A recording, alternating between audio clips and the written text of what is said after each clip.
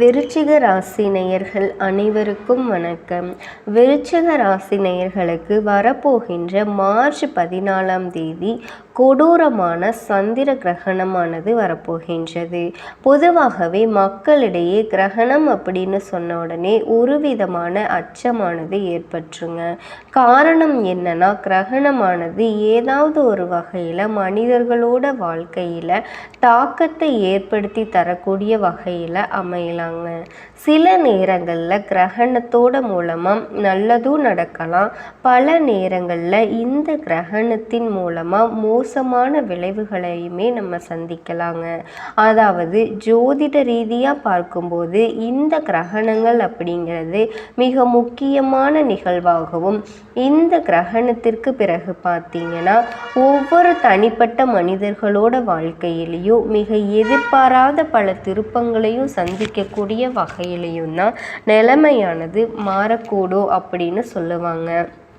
So அந்த வகையில் தான் விருச்சிக ராசி நேயர்களோட வாழ்க்கையில் இந்த ஒரு சந்திர கிரகணத்திற்கு பிறகு நிலைமையானது உங்களுக்கு எப்படி மாறப்போகுது, தொழில் ரீதியாக ஏதாவது முன்னேற்றகரமான சூழ்நிலை இருக்குமா, இல்லைன்னா இப்போ செய்யக்கூடிய தொழிலையே நம்ம கண்ணும் கருத்துமாக செஞ்சுட்டு வரலாமா, ஏதாவது ஒரு இன்வெஸ்ட்மெண்ட் இப்போ பண்ணனா அதில் நமக்கு லாபம் கிடைக்குமா, அது மட்டும் கிடையாதுங்க, குடும்ப வாழ்க்கையானது எப்படி அமைய போகுது, நிதி ரீதியாக கடந்த சில நாட்களாகவே நம்ம கஷ்டப்பட்டுட்டு இருக்கோம் இல்லையா, அது எல்லாமே இனி வரப்போகின்ற நாட்களில் உங்களுக்கு நல்லபடியாக கிடைக்கக்கூடுமா, நிதி ரீதியாக இருந்து வந்த பிரச்சனைகள் எல்லாமே சாதகமாக முடியக்கூடுமா, அதே போல் பார்த்தீங்கன்னா சிலர்கிட்ட பணம் கொடுத்து அந்த பணம் ரொம்ப நாளாயும் இன்னும் கைக்கு வராமல் இருந்துச்சு, அப்படிப்பட்ட சூழல் எல்லாம் அந்த பணமானது இப்போ கைக்கு வரக்கூடிய வாய்ப்புகள் இருக்கா, ஆரோக்கியத்தில் முன்னேற்றகரமான சூழ்நிலை இருக்கா அப்படிங்கிற எல்லா விஷயத்தையும் நம்ம டீட்டெயிலாக தெரிஞ்சுக்கலாம். விருச்சிக ராசி நேயர்கள் இந்த வீடியோவை பார்த்துட்டு இருந்தீங்கன்னா ஓம் முருகா போற்றி அப்படிங்கிற இந்த திருமந்திரத்தை கமெண்ட்ஸில் 3 முறை டைப் பண்ணுங்க. சந்திர கிரகணத்திற்கு பிறகு எல்லாமே உங்களுக்கு நல்லதாக நடக்க கொடுங்க. மேலும் இந்த சந்திர கிரகணத்தின் மூலமாக உங்களுக்கு எந்த விதமான தோஷ பாதிப்புகளும் ஏற்படக்கூடாது அப்படின்னு நினச்சிங்கன்னா சந்திர கிரகணம் முடிஞ்சதுமா நீங்கள் குளிக்கிற தண்ணீரில் இந்த 2 பொருட்களை கலந்து குளிச்சுட்டு வாங்க. இதன் மூலமாக உங்களுக்கு கிரகண தோஷ பாதிப்புகள் ஏதாவது இருந்தால் அது எல்லாமே குறைய ஆரம்பிக்கும். எனவே அந்த 2 பொருட்கள் என்னென்ன, மேலும் நம்ம இந்த ஜோதிட ரீதியாக இந்த கிரகணத்திற்கு பிறகு உங்களுக்கு நேர காலமானது எப்படி அமைஞ்சிருக்கு அப்படிங்கிற எல்லா விஷயத்தையுமே டீட்டெயிலாக பார்க்கலாம். அதுக்கு முன்னாடி இன்னும் நம்ம சேனலை சப்ஸ்கிரைப் பண்ணாமல் இருந்தீங்கன்னா சப்ஸ்கிரைப் பண்ணிக்கோங்க. அப்படியே பக்கத்தில் இருக்க பெல் ஐக்கானையும் ப்ரெஸ் பண்ணிக்கோங்க. வாங்க வீடியோக்குள்ளே போகலாம். 14/3/2025 வெள்ளிக்கிழமை அன்னைக்கு தான் இந்த இரத்த சந்திர கிரகணமானது ஏற்பட போகுதுங்க. கிட்டத்தட்ட 6 மணி நேரம் இந்த ஒரு கிரகணமானது அன்னைக்கு நாளில் நீடிக்க போகுது. காலையில் 9:27 மணிக்கு ஆரம்பித்து மாலை நேரம் பார்த்திங்கன்னா 5:27 மணி வரைக்கும் கிட்டத்தட்ட இந்த கிரகணமானது இருக்க போகுது. இதனால தான் பார்த்திங்கன்னா ஜோதிட ரீதியாக பார்க்கும்போது பல எதிர்பாராத கிரகங்களோட இடமாற்றங்களும் இந்த கிரகணத்திற்கு பிறகு தொடர்ச்சியாக ஏற்பட்டு கொண்டே இருக்க போகுது.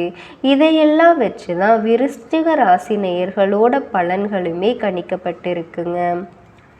2025ஆம் ஆண்டு மார்ச் 14ஆம் தேதி சந்திர கிரகணமானது நிகழ உள்ளது. இந்த சந்திர கிரகணம் எல்லாருக்குமே பொதுதான். அதனோட ஜோதிட விளைவுகள் விருச்சிகம் ராசிக்காரர்களுக்கு ரொம்பவே முக்கியமானதாக காணப்படுதுங்க. சந்திர கிரகணம் அப்படிங்கிறது பூமி, சூரியன், சந்திரன் ஒரே நேர்கோட்டில் வரும்போது பூமியோட நிழல் சந்திரனை மறைச்சிரும். அந்த நிகழ்வு தான் சந்திர கிரகணம். இது பொதுவாகவே பூர்ணிமா அப்படிங்கிற நாளில் ஏற்படுது.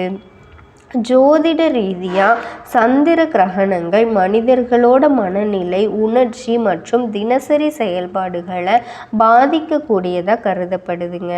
விருச்சிக ராசிக்கு சந்திர கிரகணத்தோட விளைவுகள் என்னன்னா, சில முக்கிய துறைகளில் மிகப்பெரிய தாக்கத்தை ஏற்படுத்துறதுக்கு வாய்ப்புகள் இருக்குது. உறவுகள் மற்றும் சமூக வாழ்க்கை, அதாவது உறவுகளில் சிறு சிறு முரண்பாடுகள் அல்லது மனக்கசப்புகள்லாம் ஏற்படலாம். நீங்கள் பேசுகிற வார்த்தையில் ரொம்பவே கவனம் செலுத்துறது முக்கியம். சமூக நிகழ்வுகளில் பங்கேற்கும் போது உங்கள் உணர்ச்சியை கட்டுப்பாடோடு கடைபிடிக்கணும். வேலை மற்றும் தொழிலில் உங்களுக்கு வேலை சுமை ரொம்பவே அதிகரிக்கலாம். அதிக பொறுப்புகள் ஏற்படலாம். தொழிலில் புதிய வாய்ப்புகள்லாம் கிடைக்கலாம். ஆனாலுமே அது எல்லா விஷயத்தையும் ரொம்பவே நிதானமாக அணுகிறது ரொம்பவே சிறந்தது. மன அழுத்தம் மற்றும் உடல் சோர்வு ஏற்படலாம். தினசரி தியானம், யோகா போன்றவற்றை நீங்கள் பயன்படுத்தி மன அமைதியை பாதுகாத்துக்கலாம். உணவு பழக்க வழக்கங்களில் கட்டுப்பாடு ரொம்பவே அவசியங்க. செலவுகள் அதிகரிக்கக்கூடும். ரொம்பவே சிக்கனமாக செலவு பண்ணுறது ரொம்ப முக்கியம். புதிய முதலீடுகளை தவிர்த்து பழைய கடன்களை அடைப்பது சிறந்தது. இதுக்கு என்னென்ன பரிகாரங்கள் இருக்குது அப்படின்னா, சந்திர கிரகண நாளில் தியானம் மற்றும் பிரார்த்தனைகளை செய்கிறது மன அமைதிக்கு ரொம்பவே உதவுங்க. சந்திரனுக்கு தொடர்பான மந்திரங்களை ஜெயிப்பது நன்மை தரும். பசு, நாய் போன்ற உயிரினங்களுக்கு உணவு வழங்குவதுமே ரொம்ப புண்ணியமாக இருக்குங்க. ஜோதிட நம்பிக்கைகள் மற்றும் கிரகணங்களோட விளைவுகள் ஒவ்வொருவரோட தனிப்பட்ட ஜாதகத்தில் மாறுபடும். இது எல்லாத்துக்குமே பொதுவானவை தான். இந்த விஷயத்தில் இந்த கிரகணத்தன்னைக்கு நீங்கள் கடைபிடிக்க வேண்டிய முக்கியமான விஷயங்கள்லாம் இது மட்டும்தாங்க. எந்த விஷயத்துலேயும் உங்கள் உறவுகள்கிட்ட ரொம்பவே ஜாக்கிரதையாக இருங்க. புதுசாக இப்போ தான் திருமணம் ஆகியிருக்கு அப்படின்னு சொல்லக்கூடிய விருச்சிக ராசி நேயர்கள்லாம் பார்த்திங்கன்னா, சில இடங்களில் விட்டு கொடுத்து அனுசரணையாக போங்க. அதே மாதிரி அவங்கக்கிட்ட அன்பாகவும் நடந்துக்கோங்க. அவங்கக்கிட்ட எது பிடிக்கும் எது பிடிக்காது அப்படிங்கிறத தெரிஞ்சு நடந்துக்கோங்க. நீங்கள் சில விஷயங்களில் நல்லபடியாக பண்ணும்போது அவங்களுக்கு அன்பும் அந்யோன்யமும் இன்னுமே அதிகரிக்குங்க. அதே போல் உங்கள் மேலே ஓவராக அவங்க கேர் எடுத்துக்குவாங்க, நல்லபடியாகவும் பார்த்துக்குவாங்க. ஸோ இது போல் பார்த்தீங்கன்னா நிறைய விஷயத்த அவங்கக்கிட்ட ஷேர் பண்ணுங்கள். உங்கள் ரிலேஷன்ஷிப்பும் ரொம்ப ஸ்ட்ராங்காக இருக்கும். மொத்தத்தில் இந்த விஷயத்தில் மட்டும் ரொம்ப ஸ்ட்ராங்காக இருங்க. மேலும் இந்த ஒரு சந்திர கிரகணமானது பார்த்திங்கன்னா மார்ச் 14ஆம் தேதி வெள்ளிக்கிழமை அன்னைக்கு வருது அப்படின்னு சொல்லியிருந்தோம் இல்லையா? வெள்ளிக்கிழமை மாலை நேரத்தில் பார்த்திங்கன்னா 6 மணிக்கு மேலே கிரகணம் முடிஞ்சிருதுங்க. கிரகணம் முடிஞ்சதுக்கு அப்புறமா உங்கள் வீட்டில் இருக்கக்கூடிய அனைவருமே கட்டாயமாக குளிக்கணுங்க. விருச்சிக ராசி நேயர்களாகி நீங்கள் கட்டாயமாக குளிச்சே ஆக வேணுங்க. நான் காலையிலேயே குளிச்சிட்டேன் அதனால் திரும்ப குளிக்கலை அப்படின்னு சொல்லாதீங்க. கிரகணம் முடிஞ்சதுக்கு அப்புறமா காலையில் நம்ம குளிச்சிருந்தாலும் சரி, கிரகணம் முடிஞ்சதுக்கப்புறமா இன்னொரு முறை குளிச்சே ஆகணுங்க. இதனால் தோஷ பாதிப்புகள் ஏதாவது இருந்தால் அது எல்லாமே விலக ஆரம்பிக்கும் அப்படின்னு சொல்லுவாங்க. தோல் ரீதியாக ஏற்படக்கூடிய சின்ன சின்ன ஆரோக்கிய ரீதியாக வரக்கூடிய பிரச்சனைகள் எல்லாமே நீங்க ஆரம்பிக்குங்க. அதோட நம்ம மேலே இருக்க கெட்ட சக்தி எல்லாமே நீங்க ஆரம்பித்து ஒரு நல்ல பாசிட்டிவிட்டியானது ஏற்படும் அப்படின்னு சொல்லுவாங்க. அதுக்கு நீங்கள் குளிக்கக்கூடிய தண்ணீரில் கொஞ்சமாக கல்லுப்பு, கொஞ்சமாக மஞ்சளை கலந்து அந்த தண்ணீரை நீங்கள் குளிச்சுட்டு வாங்க. இதன் மூலமாக பார்த்திங்கன்னா உங்களுக்கு முழுமையான ஒரு நல்ல நேர்மறையான ஆற்றலை பெற்றுக்கொள்ள முடியுங்க. இந்த வழிபாட்டு நீங்கள் தான் செய்யணும்னு இல்லை, உங்கள் வீட்டில் இருக்க அனைவருமே செய்யலாம். மேச ராசி நேயர்களாகிய நீங்கள் கட்டாயமாக இந்த கிரகணம் முடிஞ்சதுக்கப்புறமா இந்த ஒரு விஷயத்தை செஞ்சே ஆகணும்.